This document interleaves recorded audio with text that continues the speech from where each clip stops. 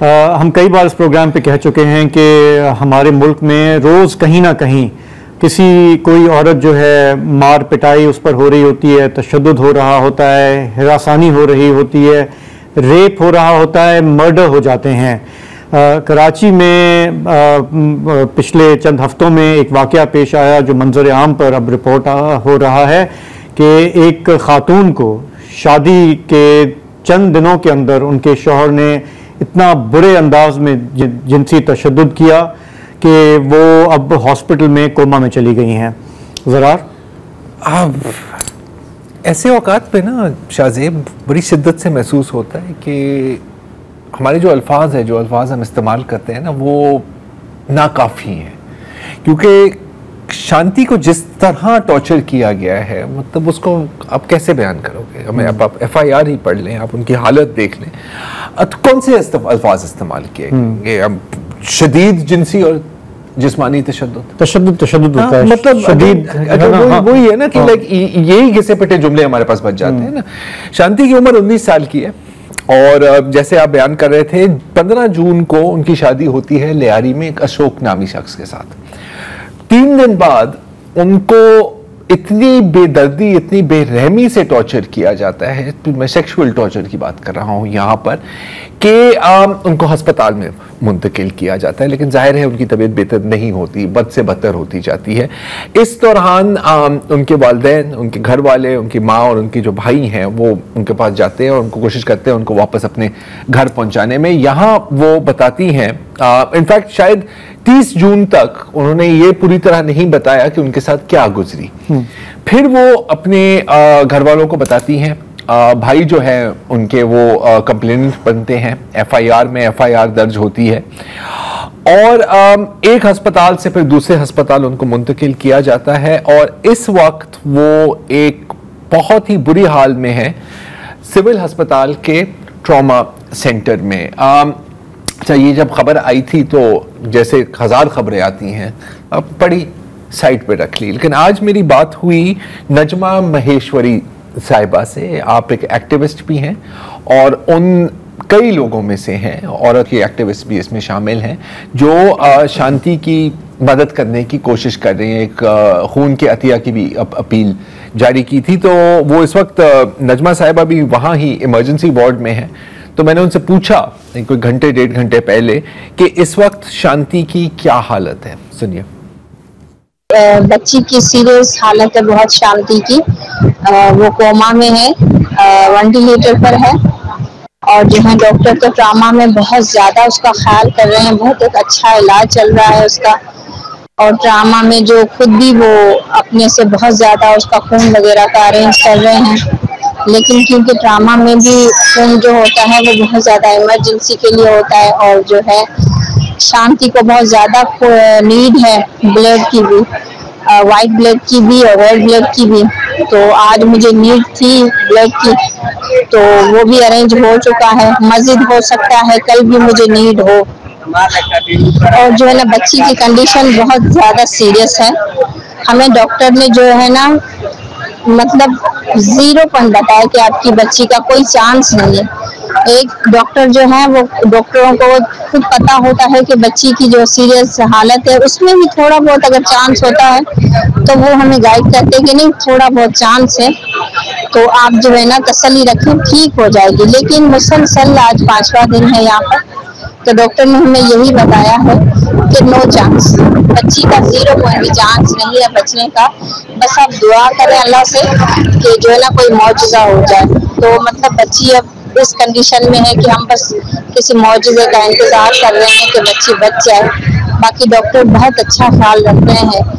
हम जिस कंडीशन में बच्ची को लाए थे, मैंने जब बच्ची को यहाँ पे एडमिट किया था तो उसका पेट फटा हुआ था, कुछ नहीं था उस बच्ची में। मैं जानती हूँ कि बच्ची की क्या हालत थी, तो इसीलिए उस हिसाब से उस कंडीशन में भी ट्रॉमा सेंटर वालों ने उसे एडमिट किया। हम बहुत शुक्रगुजार हैं ट्रॉमा सेंटर वालों का, यहाँ के डॉक्टर्स का, यहाँ के MS का बहुत बहुत ख्याल रखा है इस बच्ची का, क्योंकि केस ही ऐसा था कि सब जो थे वो इतना मतलब शॉक थे कि कोई ऐसा भी कर सकता है एक बच्ची के साथ, वो भी 19 साल की बच्ची के साथ। तो बस अब ये है कि हम दुआ कर सकते हैं कि अल्लाह करे जो शांति जल्दी ठीक हो जाए।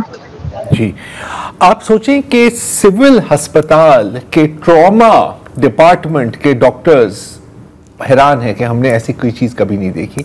हालांकि वो इस तरह के केसेस से डील करते हैं, पता नहीं क्या क्या वहां पे आता है लेकिन ये केस देखकर डॉक्टर्स तक हैरान हो गए। डॉक्टर्स हिल गए। मैं अभी आपने यही बात कहा कि अल्फाज नहीं होते हमें एक्सप्लेन करने के लिए, और ज़ाहिर है कि चूंकि हम ब्रॉडकास्ट कर रहे हैं ये तो हम डिटेल्स बता नहीं सकते, लेकिन FIR वगैरह में लिखा हुआ है ब्लड लॉस बहुत ज़्यादा है, तभी ज़ाहिर है कि ये इसकी अपील भी है। और ये जो अल्फाज हम इस्तेमाल करते हैं इस किस्म के वाक़यात में ना, हौलनाक, बेईमाना, वहशियाना, दरिंदगी, वो उसको नहीं कैप्चर करते कि वो माइंडसेट क्या है कि आप किसी के साथ ये सलूक कर सकते हैं।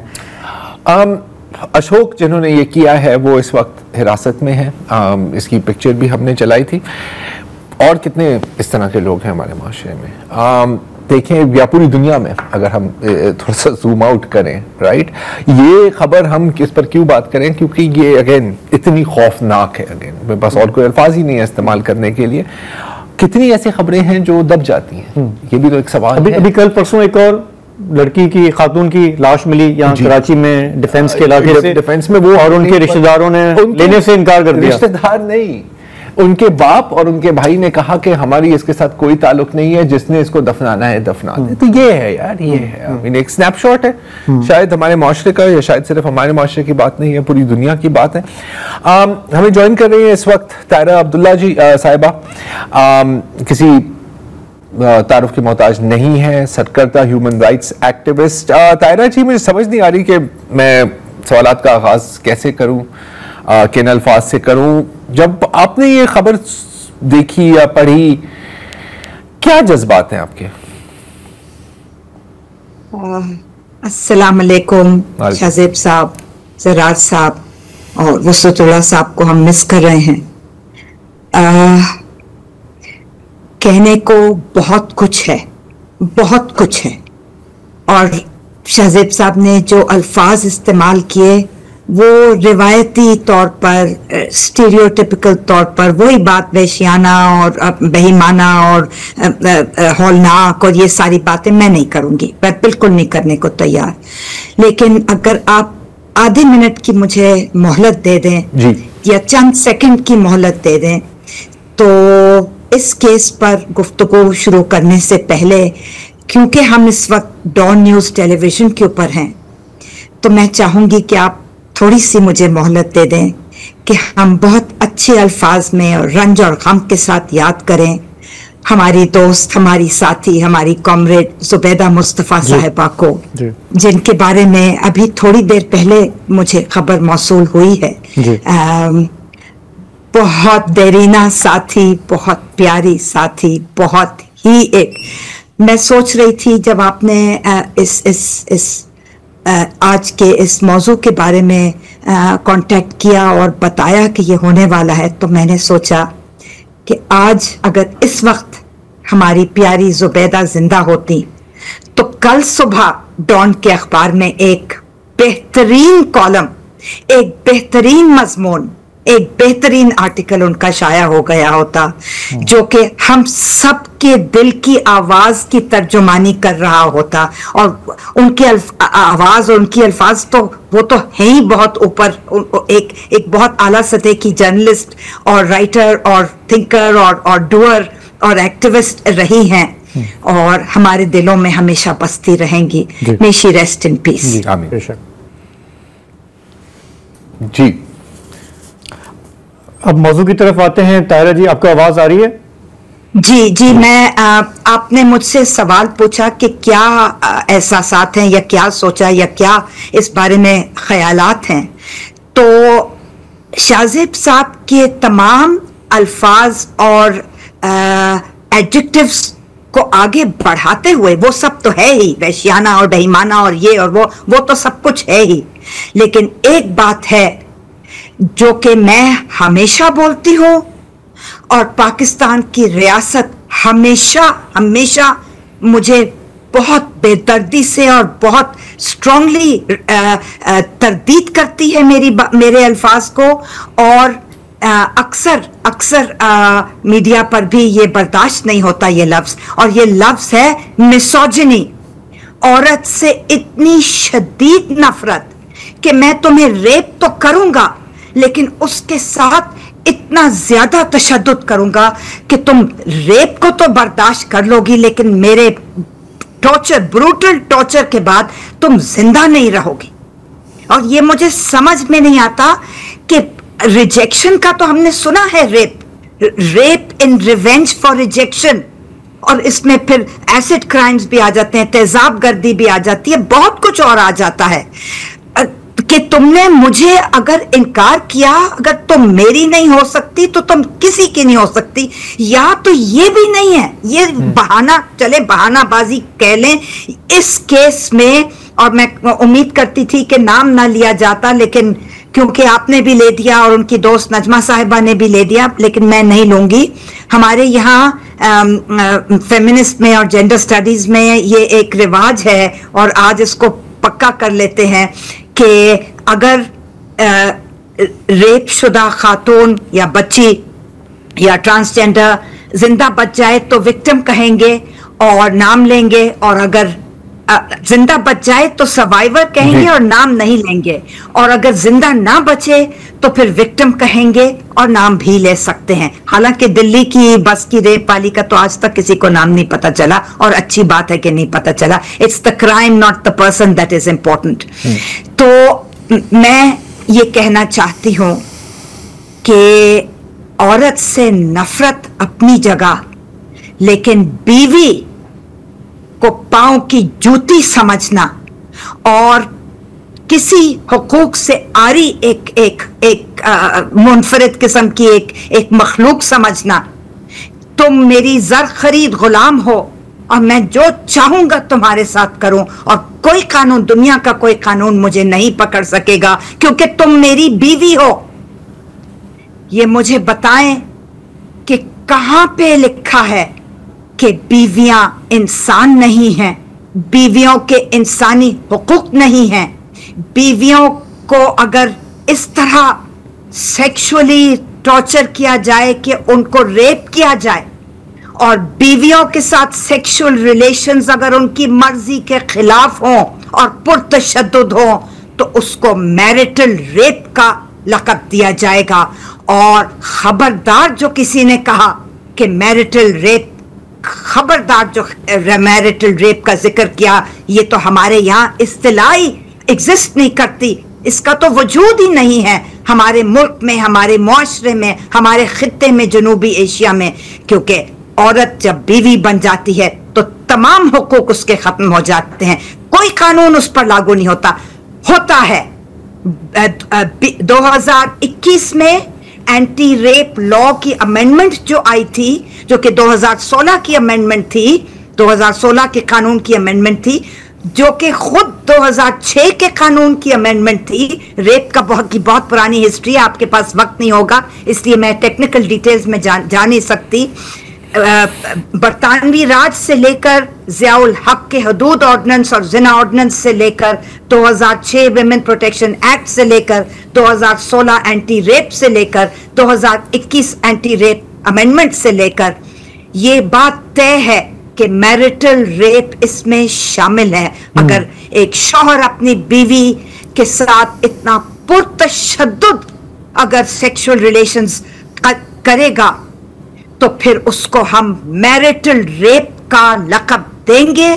और मुझे इस बात को रिपोर्ट करने में निहायत इत्मीनान हो रहा है कि खैबर पख्तूनख्वा में, शांगला में 2024 में, अभी पिछले साल की बात है, कोई हजारों साल पुरानी बात नहीं है, एक बहादुर जज ने, जो कि ADSG साहब थे, उन्होंने एक फैसला सुनाया जहां पर एक मर्द की बीवी या मनकूहा निकाह शुदा एक माइनर 16 साल की लड़की को मैरिटल रेप का लक़ब देकर उसकी कन्विक्शन हुई और उसकी सेंटेंसिंग हुई। तो उसको सजा, उसको एक मुजरिम भी करार दिया गया और सजा याफ्ता। तायरा जी, हमारे पास टाइम थोड़ा सा कम है। एक छोटा सा मैं सवाल करना चाह रहा हूँ जो ज़रार और मैं प्रोग्राम से पहले भी हमने ब्रीफली डिस्कस किया कि जिस किस्म का समझें कि ये एक आउटरेजियस क्राइम है, टॉर्चर है, सेक्सुअल टॉर्चर है, उसमें हम ये बात कर रहे थे कि ये जो एक्सट्रीम पॉर्न का एलिमेंट है, आपको पता है हमारे मतलब मर्द एक वैसे ही एक अजीब सी मखलूक है पूरी दुनिया में, लेकिन पाकिस्तान के जो मर्द हैं, बारहा ये सर्वे सामने आए हैं गूगल के इसके कि हमारे मर्दों का कुछ अलग ही नफ्सियात है। ये इस किस्म के क्राइम्स में आप कितना देखती हैं, ये एक्सट्रीम पॉर्न का कितना इसमें अमल दखल है, ये लोग इस तरफ कैसे चले जाते हैं? जी, बहुत उम्दा, बहुत पते का और बहुत अहम सवाल किया है आपने। देखिए, पोर्नोग्राफी पाकिस्तानी मर्दों का एक शेवा है। छुप कर कसूर का केस सबको याद है, उसके बाद फिर जैनब का केस आया, सबको याद है, सबको सब कुछ याद है, वो वीडियोस वाला जो केस था, उसके बाद बहुत और जगहों में हो चुका है। मैं बस इतना कहना चाहूंगी कि ये एक मल्टी बिलियन डॉलर इंडस्ट्री है। मल्टी बिलियन रुपीस मैंने नहीं कहा, मल्टी बिलियन डॉलर इंडस्ट्री है। तो इसमें दो अनासिर शामिल हो जाते हैं, दो फैक्टर्स आ जाते हैं, और एक तो ये है कि पैसे का बीच में दाखिल होना, अमल दखल होना, तो मल्टी बिलियन डॉलर, और दूसरी बात यह है कि पाकिस्तान में, जनूबी एशिया में बिलुमूम, पाकिस्तान में बिलखुसूस एक ऐसा मुआशरा है जहां पर सेग्रीगेशन ऑफ द सेक्सेस है। अलहदा एक जनाना डब्बा होगा और एक मर्दाना डब्बा होगा। हमारे स्कूल भी मुख्तलिफ होंगे, अलग अलग। यूनिवर्सिटियां भी अब तो बहुत फैशन बन गया है। एक रिवायत चल पड़ी है कि औरतों की यूनिवर्सिटियां अलग हों, चाहे वो फातिमा जिन्ना वुमेन्स यूनिवर्सिटी हो या कोई और हो। और कजन्स भी, मेल और फीमेल कजन्स भी आपस में खेल कूद नहीं कर सकते बचपन में। और हम लोग जैसे ही प्यूबर्टी पे लड़कियां आती हैं, उनको घर बिठा दिया जाता है कि नहीं, तुमने किसी मर्द से को देखना नहीं है, बात नहीं करनी, दोस्ती तो बहुत ही दूर की बात है। तो जी, पोर्नोग्राफी बहुत बड़ा एक पार्ट प्ले करती है पाकिस्तान के मुआशरे में। मैं नहीं चाहती कि मैं किसी किस्म का कोई कॉप आउट या एस्केप रूट दूं किसी मर्द को जो पोर्नोग्राफी देख रहा है, ये कहकर कि जी फ्रस्ट्रेशन है मर्दों में, आपस में मेल जोल की इजाजत नहीं है सेक्सेस की, मर्दों, औरतों और ट्रांसजेंडर्स के दरमियान, इसलिए नहीं, बिल्कुल भी नहीं। There is no excuse for rape, there is no excuse for gender based violence and violence against women, girls and transgenders. इसके लिए कोई बहाना नहीं चलेगा, कोई वजूहात, कोई तौजीहात नहीं चलेंगी। ठीक, बिल्कुल सही है। बहुत शुक्रिया बहुत बहुत तायरा अब्दुल्ला साहब। इन्होंने आपने देखा है मुजफ्फरगढ़ वाली जो स्टोरी थी, जो एक पूरी चाइल्ड पॉर्न रिंग वहां पर एक जर्मन शहरी ने कायम की थी, और उसके यहाँ मुकामी सहूलतकार भी थे। ये एक और पहलू है इस पूरे सिलसिले का, इस पर किसी और दिन बात करेंगे। जी।